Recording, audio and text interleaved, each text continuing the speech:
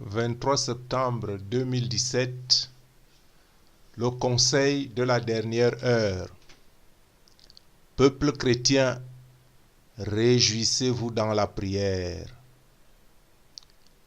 Je peux bien comprendre que l'on oublie Dieu par ignorance ou par simple naïveté, par pure paresse ou quelque autre réaction et agissement inconscient.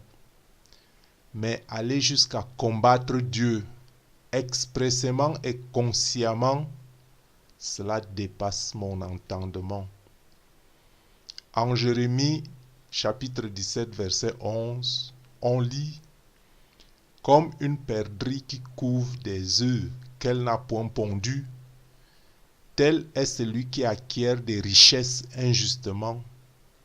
Au milieu de ses jours, il doit les quitter, et à la fin, il n'est qu'un insensé. » Tel est aussi, frères et sœurs, celui qui abuse de la bonté de l'Éternel, qui prête vie, et celui-là en fait sienne et refuse de reconnaître le Créateur. S'opposer au Créateur, y a-t-il de plus insensé dans le monde? Je me suis amusé à lire un commentaire de quelqu'un qui disait qu'il préférait mourir que d'obéir au Créateur. J'ai bien ri parce que je me disais intérieurement qu'il ne sait pas que la mort elle-même n'est qu'une illusion. Comment peut-on ignorer la vie éternelle et le feu de la désobéissance? Peut-être me diriez-vous, pourquoi accordes-tu importance à une telle déclaration? Mais franchement, de comment une telle réflexion peut naître reste une énigme. N'est-il pas écrit en Philippiens 2,10 « Afin qu'au nom de Jésus-Christ, tout genou fléchisse dans les cieux, sur la terre et sous la terre. » Ou en Ésaïe, chapitre 45, verset 23, où il est dit « Je le jure par moi-même, la vérité sort de ma bouche et ma parole ne sera point révoquée. Tout genou fléchira devant moi. » Je dis bien, tout genou fléchira devant moi. Toute langue jurera par moi. Donc, bien-aimés de Jésus-Christ, venez, prosternons-nous et humilions-nous. Fléchissons le genou devant l'Éternel, notre Créateur. Repentons-nous et prions d'un cœur pur, afin que notre prière soit efficace.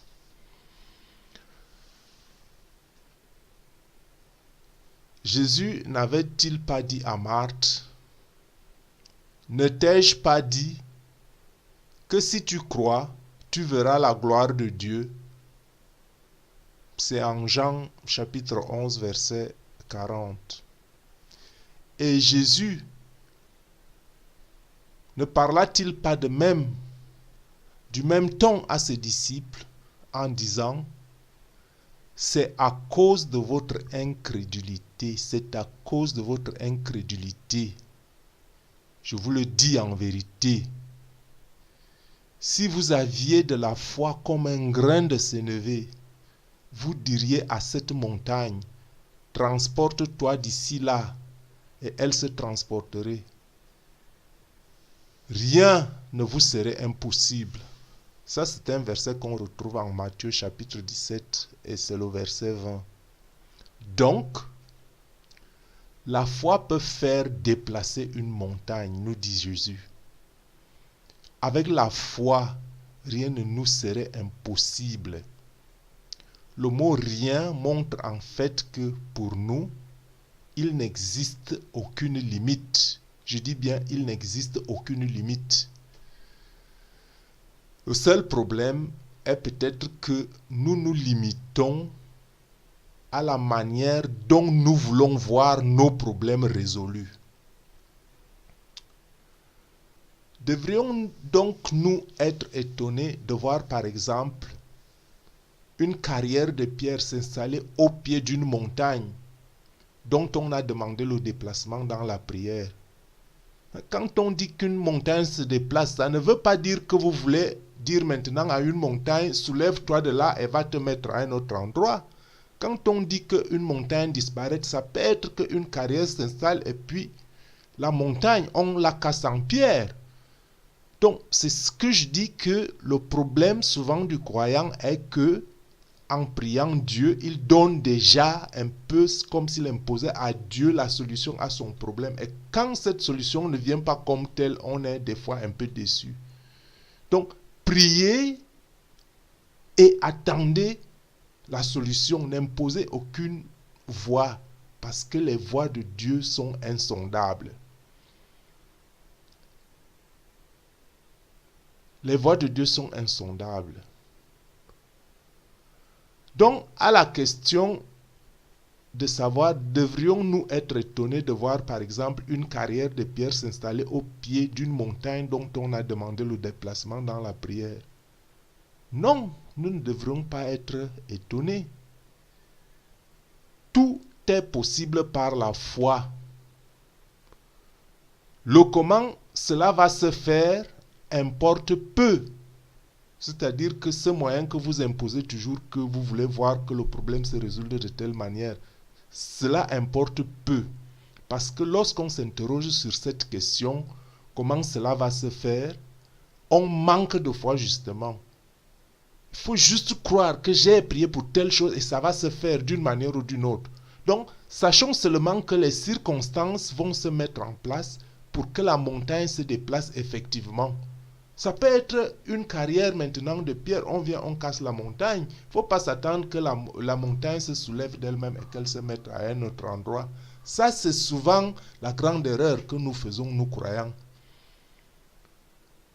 Hein? Pourquoi je dis cela? Parce que notre prière reflète notre pensée. Hein? Il ne suffit pas de prier quelque chose et puis par la seconde qui suit, de penser à autre chose. Il faut que notre pensée appuie notre prière ou que notre prière appuie notre pensée, comme vous voulez. Parce que la foi est une ferme assurance des choses qu'on espère, une démonstration de celles qu'on ne voit pas. Ce qui en fait ne veut dire autre chose que ce qui est visible naît de l'invisible. Ce qui est visible naît des choses qu'on ne voit pas. Comme il est dit en Hébreux chapitre 11 verset 3, c'est par la foi que nous reconnaissons que le monde a été formé par la parole de Dieu, en sorte que ce qu'on voit n'a pas été fait des choses visibles. Donc ce verset confirme que la chose visible est née de la chose invisible, de la chose qu'on ne voit pas. Parce que je reprends ce verset, c'est par la foi que nous reconnaissons que le monde a été formé par la parole de Dieu, en sorte que ce qu'on voit n'a pas été fait des choses visibles. Donc, ce qui se matérialise dans notre vie peut être ou peut avoir pour origine notre pensée. Oui, la pensée est une parole qui se fait clairement entendre dans le monde invisible. La pensée n'est pas une idée fugace qui nous traverse. C'est une idée que nous mûrissons et entretenons et dont nous attendons des effets. Ce que Dieu exauce, ce ne sont pas seulement nos paroles, mais aussi nos pensées. Et ça, c'est Ecclésiaste qui nous le dit un peu en Ecclésiaste chapitre 10, verset 20, quand il nous dit « Ne maudis pas le roi, même dans ta pensée, et ne maudis pas le riche dans la chambre où tu te couches, car l'oiseau du ciel emporterait ta voix, l'animal ailé publierait tes paroles. Ce passage, ce verset de la Bible de Ecclésiaste 10:20 montre clairement que la pensée est une parole. Elle a une voix et cette voix résonne dans le monde invisible. Job nous le disait déjà en Job chapitre 3 verset 25. Il dit: ce que je crains, c'est ce qui m'arrive. Ce que je redoute, c'est ce qui m'atteint. Écoutez bien. Ce que je crains, c'est ce qui m'arrive. Ce que je redoute, c'est ce qui m'atteint. Mais Jacques, chapitre 1, verset 6 et 7, nous dit par contre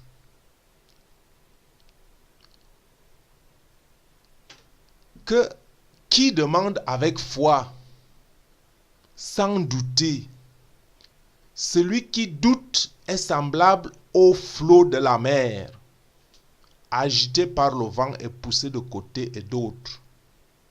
Quand un tel homme ne s'imagine pas qu'il recevra quelque chose du Seigneur. Je reprends ce verset de Jacques 1, chapitre 6, Jacques chapitre 1, verset 6 à 7. Mais qu'il la demande avec foi, sans douter, car celui qui doute est semblable au flot de la mer, agité par le vent et poussé de côté et d'autre. Qu'un tel homme ne s'imagine pas qu'il recevra quelque chose du Seigneur. La Bible en Matthieu, chapitre 5, verset 28, nous donne une illustration d'un péché que nous ne considérons pas toujours comme tel. Nous ne la considérons pas toujours comme un péché. Et je le lis. Mais moi, je vous dis que quiconque regarde une femme pour la convoiter a déjà commis un adultère avec elle dans son cœur. Mais moi, je vous dis que quiconque regarde une femme pour la convoiter a déjà commis un adultère avec elle dans son cœur. Donc mes frères et sœurs, je ne dis pas maintenant que crevez-vous les yeux, ne regardez plus la femme qui passe, ne regardez plus l'homme qui passe. Nous ne sommes pas des saints, nous sommes des hommes. Je prends juste cette illustration pour vous montrer que notre pensée reflète un peu à un moment donné notre état d'esprit. Et si cela nous vient souvent, qu'il faut essayer de combattre la mauvaise pensée et de la substituer avec la bonne pensée. Et ce combat, nous l'avons des fois plus facilement au biais de la prière.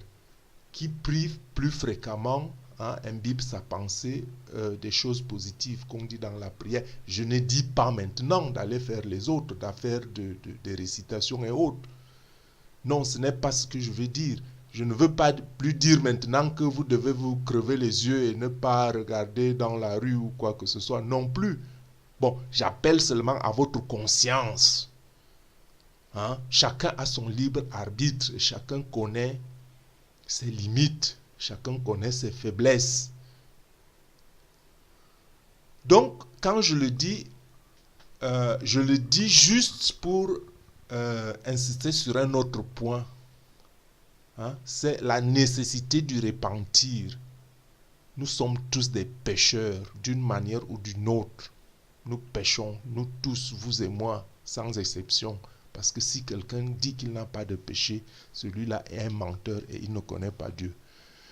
J'ai évoqué ce verset, cette illustration, pour vous faire voir la nécessité de nous repentir et de confesser journalièrement nos péchés.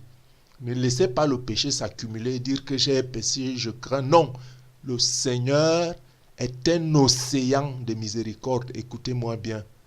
Le Seigneur est un océan de miséricorde. Quand on lui avait demandé combien de fois on devait excuser son frère, il avait dit 77 fois 7.